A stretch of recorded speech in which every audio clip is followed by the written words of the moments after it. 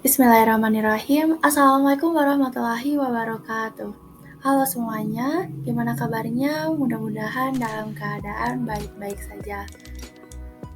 Baik, sebelumnya perkenalkan, nama saya Mariahtari Putri dari kelas 12 MIPA 3. Pada video kali ini, saya akan mempresentasikan hasil analisis saya, yaitu tentang alat penangkap petir yang berhubungan dengan listrik statis dalam fisika.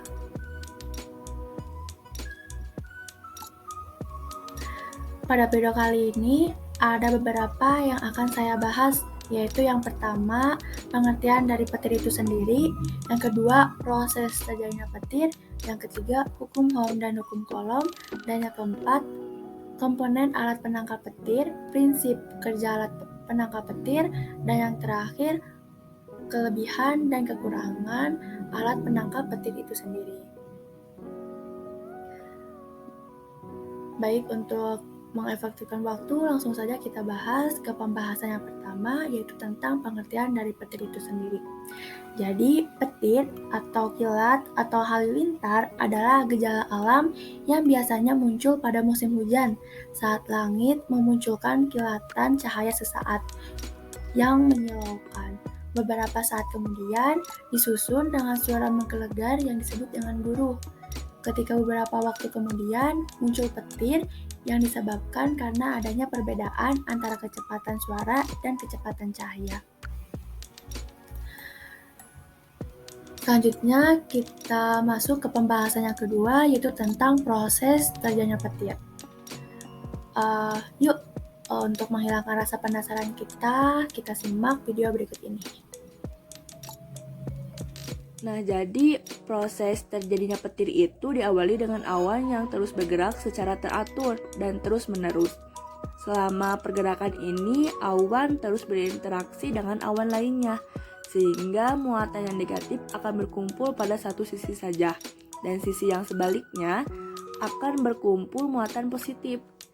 Jika perbedaan potensial antara awan dan bumi cukup besar, maka hal ini akan mengakibatkan terjadinya pembuangan muatan negatif dari awan ke bumi yang bertujuan untuk mencapai keseimbangan. Pada saat proses pembuangan muatan ini, media yang dilalui adalah udara. Pada saat muatan negatif mampu menembus ambang pembatas isolasi udara, saat itulah terjadi ledakan suara yang kita dengar sebagai suara yang menggelegar atau yang sering kita sebut dengan guntur. Nah, mungkin seperti itu proses terjadinya petir. Nah, yang selanjutnya kita masuk ke pembahasan yang ketiga, yaitu tentang hukum Ohm, di mana hukum Ohm ini adalah suatu pernyataan bahwa besar arus listrik yang mengalir melalui sebuah penghantar selalu berbanding lurus dengan tegangan yang diterapkan kepadanya.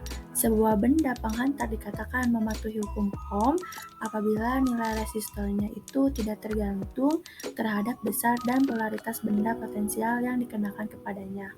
Walaupun pernyataan ini tidak selalu berlaku untuk semua jenis penghantar, tetapi istilah Ohm tetap digunakan dengan alasan sejarah. Secara matematisnya itu, hukum Ohm dirumuskan dengan persamaan V sama dengan I dikali R, di mana P adalah tegangan listrik yang terdapat pada kedua ujung penghantar dalam satuan volt yang disimbolkan dengan huruf V, dan I merupakan arus listrik yang mengalir pada suatu penghantar dalam satuan ampere yang disimbolkan dalam huruf A kapital, dan R adalah hambatan listrik yang terdapat pada suatu penghantar dalam satuan Ohm yang disimbolkan dengan bentuk resistor. Selanjutnya, kita bahas tentang hukum Coulomb, di mana hukum Coulomb ini pada dasarnya menyatakan bahwa interaksi muatan listrik yang sejenis akan tolak-menolak, sedangkan muatan yang berlainan jenis akan tarik-menarik.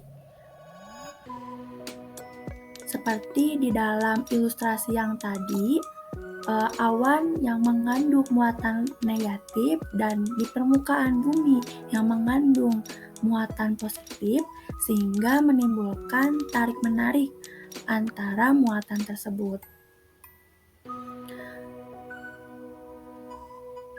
Bunyi hukum Coulomb, besarnya gaya tarik-menarik atau tolak-menolak antara dua benda bermuatan listrik sebanding lurus dengan muatan masing-masing benda dan berbanding terbalik dengan jarak kuadrat antara dua benda tersebut. Secara matematisnya itu, hukum Coulomb dirumuskan dengan persamaan V sama dengan K dikali Q1 dan dikali Q2 dan dibagi R kuadrat, di mana Pi merupakan gaya Coulomb dan K merupakan konstanta pembanding yang telah ditentukan, yaitu 9 dikali 10 pangkat 9, dan Q1 merupakan besar muatan 1, dan Q2 merupakan besar muatan 2, dan R merupakan jarak antara muatan tersebut.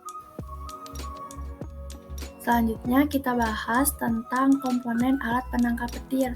Jadi alat penangkap petir itu terdiri dari 3 komponen, yaitu yang pertama ada batang penangkap petir, di mana penangkap petir itu sendiri terletak paling atas serta berfungsi menjadi sasaran sambaran petir. Batang tersebut terbuat dari logam. Penangkap petir sendiri ada beberapa macam, namun cara kerjanya dibedakan menjadi 2 macam, yaitu konvensional atau pasif dan aktif atau modern. Dan yang kedua yaitu ada konduktor, di mana konduktor ini adalah komponen yang berupa kabel daun sebagai penghubung antara eye terminal hand atau batang penangkap petir menuju ke tempat pembumian atau grounding. Kawat penangkap petir itu sendiri ada beberapa macamnya, sementara untuk pemasangannya sendiri, konduktor ini harus dibuat sedemikian rupa supaya ketika dialiri arus listrik tidak akan menjadi lompatan listrik yang berpotensi membuat bangunan menjadi konduktor. Dan yang ketiga yaitu ada pembumian atau grounding, di mana pembumian atau grounding ini merupakan komponen yang berada di bawah. Sementara untuk pembuatan grounding ini sendiri tidak boleh terlalu dekat dengan bangunan, di mana cara pembuatan grounding itu sendiri dengan cara menyesuaikan dengan keadaan tanah di lokasi pembumian tersebut. Hal ini bertujuan untuk mendapatkan nilai hambatan tanah yang rendah, sehingga komponen penangkap petir dapat bekerja secara maksimal. Nah, kurang lebih seperti ini gambar alat penangkap petir itu, yang terdiri dari batang penangkap petir, kawat konduktor, dan yang terakhir yang terdapat di bawah tanah yaitu tempat pembumian atau grounding. Untuk menghilangkan rasa penasaran, langsung saja kita lihat video berikut ini. Nah, jadi alat penangkap petir ini memiliki komponen yang mudah menghantarkan listrik, seperti tembaga ataupun besi. Dan alat penangkap petir itu sendiri mempunyai 3 komponen utama, yaitu yang paling atas, yang pertama ada batang penangkap petir, yang diposisikan paling atas, serta berfungsi untuk sebagai sasaran sambaran petir. Dan yang kedua yaitu ada konduktor, di mana si konduktor ini adalah komponen yang berupa kabel daun yang digunakan sebagai hubungan dengan batang penangkap petir menuju tempat pembumian. Nah, seperti pada video ini.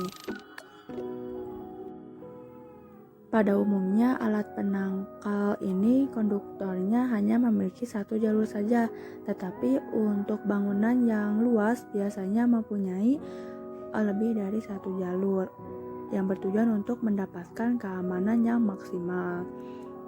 Untuk pemasangannya sendiri harus dibuat sebaik mungkin sehingga ketika dialiri muatan listrik tidak akan terjadi lompatan listrik yang berpotensi membuat bangunan menjadi konduktor.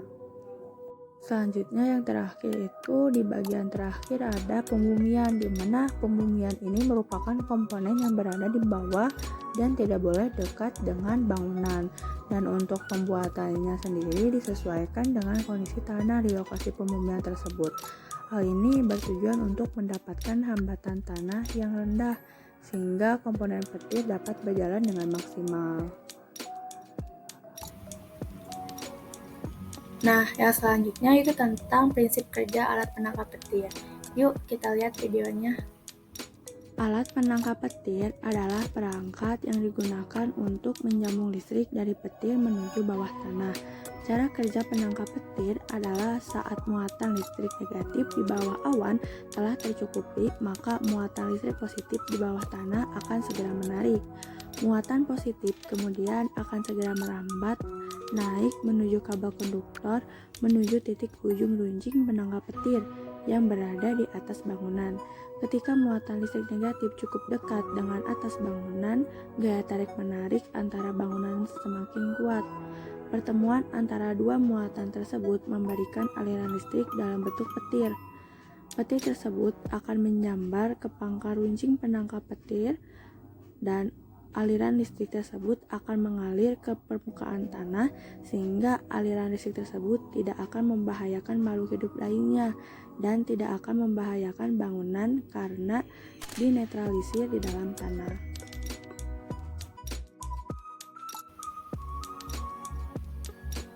Selanjutnya, pembahasan yang terakhir tentang kelebihan dan kekurangan dari alat penangkap petir itu sendiri. Jadi, kelebihan dari alat penangkap petir itu adalah alat penangkap petir dapat meredam sambaran petir.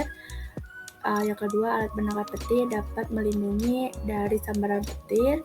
Dan yang ketiga, alat sambaran petir dapat mengurangi risiko kerusakan bangunan akibat sambaran petir. Dan kekurangannya itu, alat penangkap petir dapat merusak jaringan listrik seperti alat elektronik yang ada di dalam rumah, dan sambaran petir juga dapat merambat ke dalam bangunan melalui kawat jaringan listrik. Hal ini dapat menimbulkan ledakan dan gangguan jaringan listrik pada bangunan. Sekian presentasi dari saya, mudah-mudahan bermanfaat dan mohon maaf apabila ada kekurangan dan kesalahan. Terima kasih atas perhatiannya. Wassalamualaikum warahmatullahi wabarakatuh.